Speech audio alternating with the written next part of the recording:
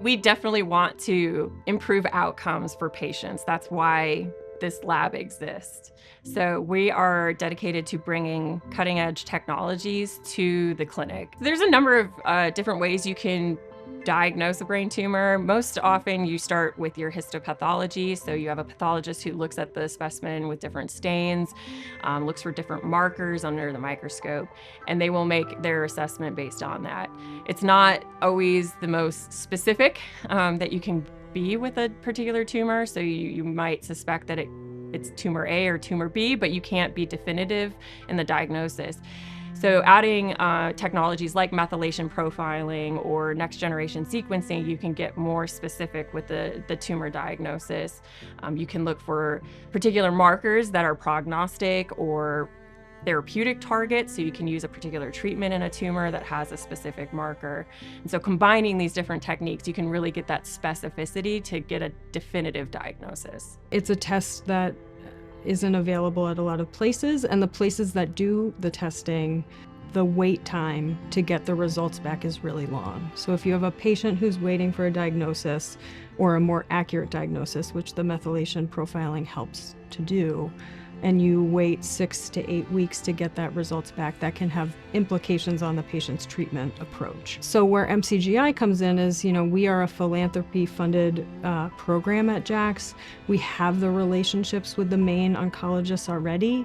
We were already running genomic tumor boards, and then we decided to establish this research study.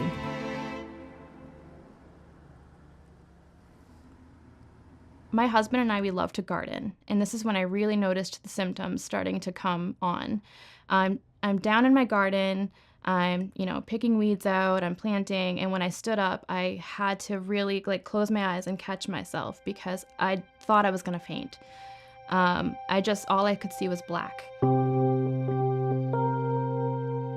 We found a spot in your head. They happened to go high enough to find the tumor, which was in my right frontal lobe.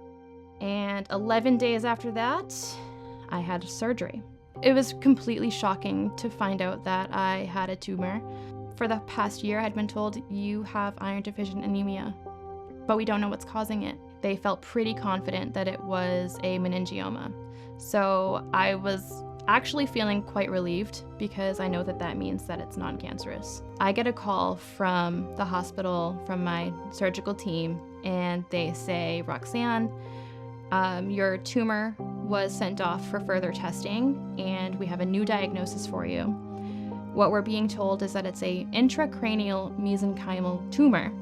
Just hang tight. I'll let you know once I know more. But I have access to my medical records on my app, and I can see on it that it says that I have a high-grade sarcoma. So I start Googling it, and I'm thinking I'm gonna die. And I went from being so positive to every day crying in my car, it was pretty emotional.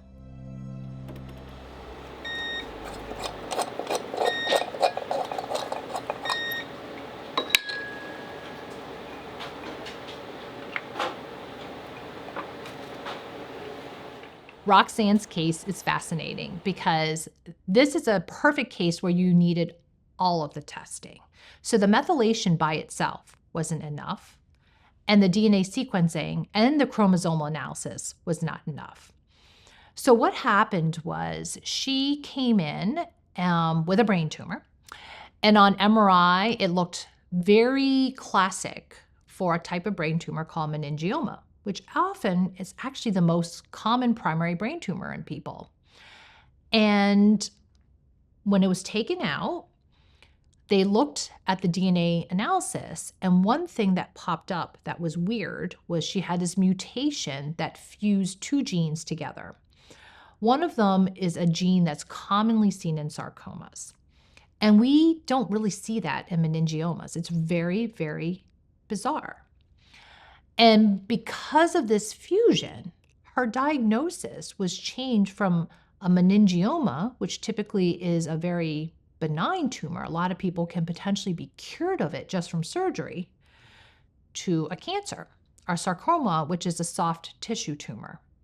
and which potentially could have different treatment implications, radiation, chemotherapy, things like that.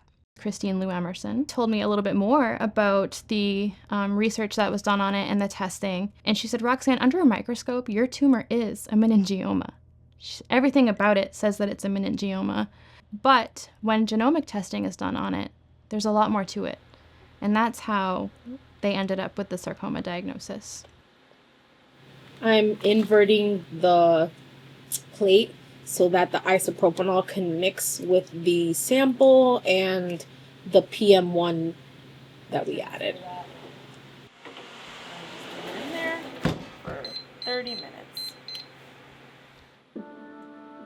MCGI is really a program to help oncologists implement precision medicine in rural areas. We really help oncologists understand new technologies in genomics and genetics and make sure that they understand the newest drugs available for their patients and help them not only understand but then implement it for their patients.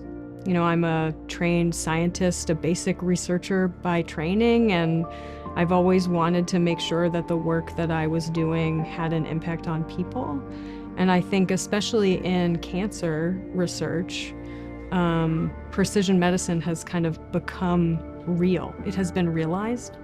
That isn't necessarily true in other disease types. We're working towards that, of course, and I think that's the ultimate goal, is to make sure that discoveries that are happening in the lab can really be brought to people in the clinic. It's changed my life, for sure. Ultimately, we care more about making sure the patients are getting the care they need and getting the answers that they need than making a profit. So for us, you know, bringing this test to the Maine Cancer Genomics Initiative and as part of this project with Maine Health, the goal is really to improve the outcomes for patients with brain cancer. Since my surgery and since my diagnosis, I have to say I've been doing a lot better. I feel all of my symptoms that I was having before, which was a lot, they all went away. My anemia went away. Everything was related to that tumor.